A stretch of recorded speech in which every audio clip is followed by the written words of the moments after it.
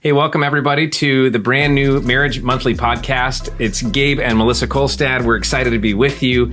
We're kicking off this podcast because we believe that marriage needs some support right now in this season, and we really like each other, and so we wanted to talk about how that happened and why we think that it keeps happening for us. And so this is really a podcast just to help ordinary couples have extraordinary marriages. We're kicking off a series called How to Enjoy Your Marriage. We're going to be talking today in this episode about home sweet home. How do you build a home that's sweet?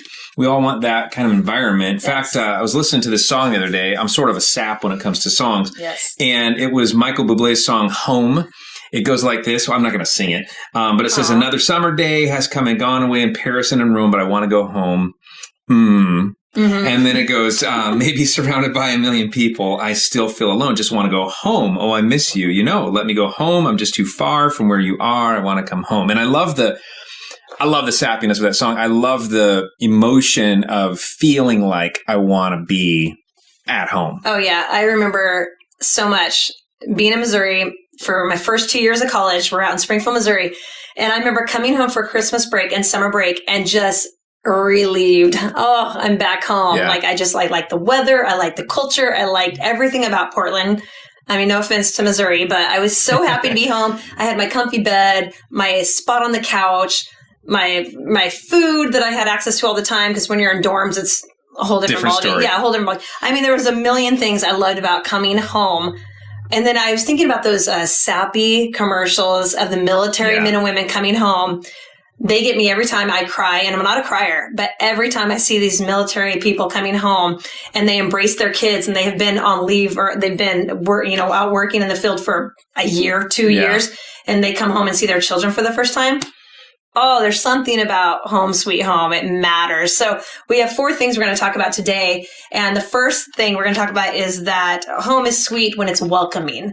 Mm-hmm. And I was just thinking about the whole topic of a home being welcoming and what that means to me. And to me, you feel like you're taken care of when you're at home. You just relax, come in, chill out. It's like just a welcoming place. You walk in, you are who you are. You don't have to pretend. There's so much to it. And so I just love that thought of a welcoming atmosphere. I love cozy, warm house. I like a picked up house. Because I feel like our home has always been very welcoming, and it's been for me like a respite. Like if I'm tired, if I'm worn out, I feel like when I go home, I get recharged, and it's a place I want to go. Yeah, it's not a disorganized, messy house. You walk in and you have a project everywhere you look, and you're like, oh, I don't even want to be here right now. Mm-hmm. No, I mean, like a welcoming home is so much different than that. It's just like really thinking practically about how to make your home comfortable. The Bible talks about showing hospitality and being ready to show hospitality. That's Romans 12:13 says, be ready to practice hospitality. We should be ready for someone to walk in our door that doesn't already live there, and you would not be embarrassed. That's the key. It's not being It's funny. Our son, Dawson, is a traveling musician, and there has been times where he has texted me and been like, thank God that you have a clean and organized house, Mom.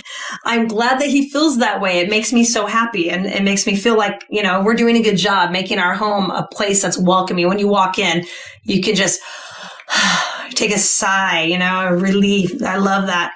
And some practical things. I'll just give you my main tip is inch by inch, everything's a cinch. That's my favorite thing that I do in our house. And that's how I keep my house organized and welcoming.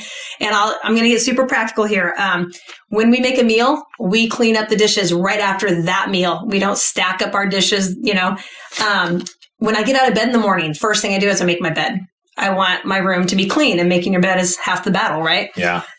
Doing laundry. I try to do laundry every couple days, stay on top of that. And when I'm done with a load of laundry, I actually fold it and put it away right then and there. I don't keep the whole, piles of it on the couches, which I know a lot of people do. Don't do that. It just stresses me out when I walk into someone's home and I see laundry everywhere. I just want to start folding like crazy, putting socks together, doing matching socks. Yeah, I just can't help myself. But yeah, just staying on top of things little by little, inch by inch, everything's a cinch. And that stuff mounds up and you are so stressed out. Yeah, it makes you almost want to escape rather than go you're like, home. I don't want to go home. I don't want to be at home. Let's walk the mall. Let's go outside. Let's go to the gym. It's like, no, I want my family to want to come home. And that's where they feel relaxed and just ready to recharge. And so that really matters to me. So I think it's so interesting because when I think of the word welcoming, it almost like, for me, I think of attitude, like an attitude of welcoming, but you're talking about the discipline behind creating. It's more like atmosphere to me because that creates the attitude. Mm-hmm. I feel like if you have a kind of a clean, organized atmosphere, then you can actually just breathe.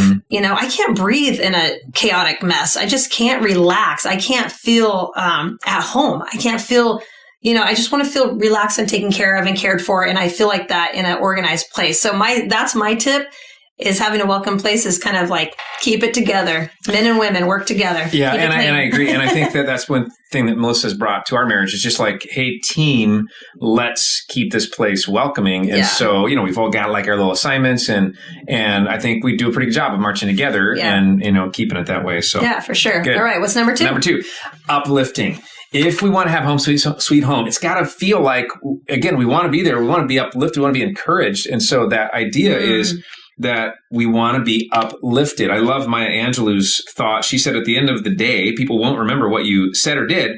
They'll remember how you made them feel. Right. So a couple of aspects to this uplifting home is tone. That the tone of our home should be uplifting. And a lot of times what I've found is our tone is reflected in our art. So sometimes we don't really think about like, well, what do we want our house to say? What do we want our house to say? What does the art say that's in our home? Sometimes you see those like cool sayings that mean that they're not just random stuff we found at like some discount store, but like we like them. They reflect us, our tone, our attitude, our message, our core message. And I think that's really an interesting thing is like, think about what is our home saying right now? Is the tone uplifting? Another thing that I often think of is like, what if a balloon was just to kind of wander into our home? Would the tone of our home bring it up or bring it down? And if we think about our family and our spouse being like that, like they're going to float in. Do we want them to float higher? Do we want them to sink? Because we can set that tone. And so the tone is really important. I think a second aspect of this is our words. Words are just thoughts, and our words really need to build up. Paul the Apostle says this in Ephesians 4. He says, don't use foul or abusive language. Let everything you say be good and helpful so that your words will be an encouragement to those who hear them. Love it. So it's almost like breathing life into the people in our families. Every single word we say has an impact, whether for good or for bad, for up or for down. And it is our responsibility to shepherd, to nurture, to care for, to take ownership of the well-being of the people that God has placed in our family. And we can really do that with words almost more than anything else. So it's the tone, it's the words. And then the third thing that I find in this is our standards. Really is our home uplifting or not? And a lot of times it's our standards or our values. You might think of it as your values. I mean, the question is like, what do we expect of ourselves? And is that written down somewhere? And that's a really important thing is like, have we ever as a family, as a couple sat down and said, here's what matters to us.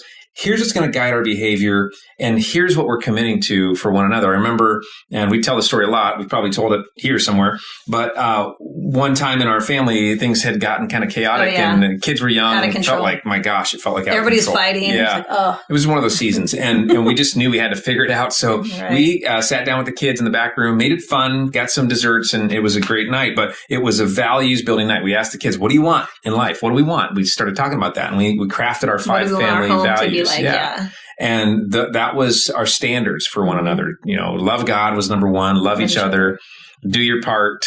Learn and grow. Have fun. Those were our 5 family values, really important for us. And so that's the uplifting piece of, is our home going to be sweet? Yeah. If it's welcoming, if it's uplifting. Number 3 is peaceful.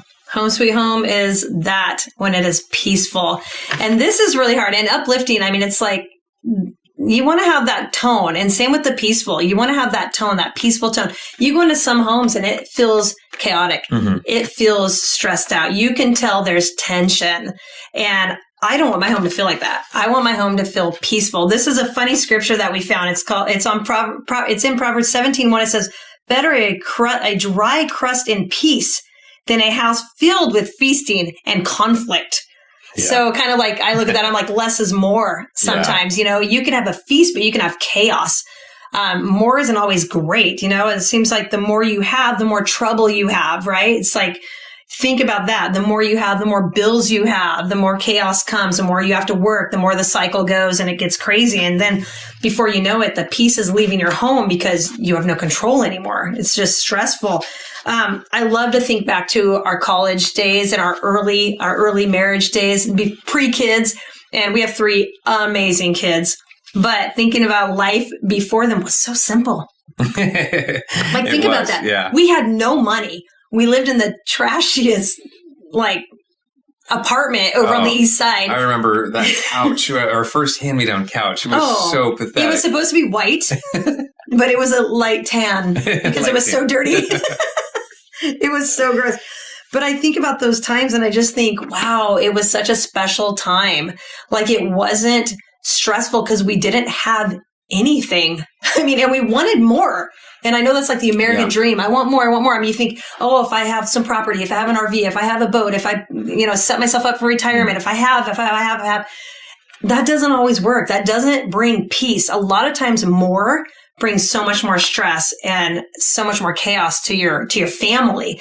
And so I'm not saying be poor and don't have anything, but having a peaceful house, I think, is so much more important than just having so much. Thinking about what makes peace, I think, is just loving better and serving, being selfless. To me, when you love better, like Gabe was talking about the tone, it's so important to honor your spouse with the way you speak to each other. I can't believe how some people speak to each other. It's honor each other with how you speak. Our tongues can be a weapon. And I think it's really important to use it as loving and kind as we can. And so love better, treat them good. That Ephesians 4:29 is such a good verse.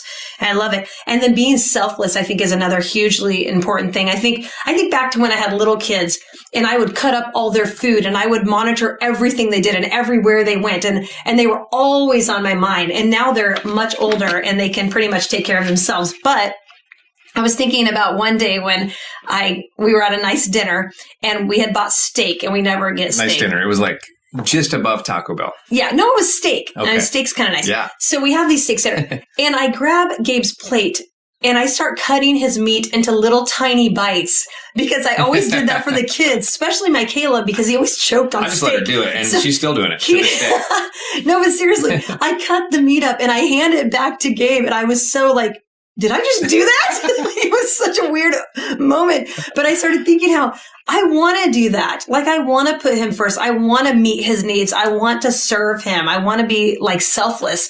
And just learning to do that brings peace. I think, the better I treat him, the better he treats me in this awesome cycle that we get into. It's a good cycle of serving and loving each other. And it just brings peace.